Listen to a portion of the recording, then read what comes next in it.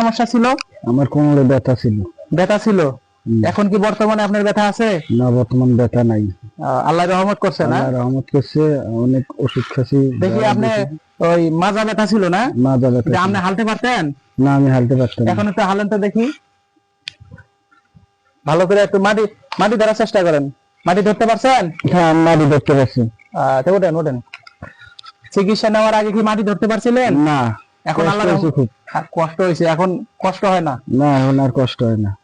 আল্লাহ রহমত করছে। আল্লাহ রহমত করছে। আমি মনে করেন যে আপনার চিকিৎসা নিয়ে আপনি আসলে একটা আল্লাহর মুক্ত লোক। খুশি আছেন তো? আল্লাহ আল্লাহ রহমত। একটু হাসি মুখে কথা কন। আমি খুশি আছি। হ্যাঁ, যাক। আপনার নাম কি? মোহাম্মদ আসিরউদ্দিন। আপনার গ্রামের নাম? পশ্চিম ফুলমতি কান্দাপাড়া, থানা জেলা? ফুলবাড়ি থানা, ফুলবাড়ি জেলা কুড়িগ্রাম। থানা ফুলবাড়ি, জেলা কুড়িগ্রাম। ভালো থাকেন, সুস্থ থাকেন, আল্লাহ হাফেজ।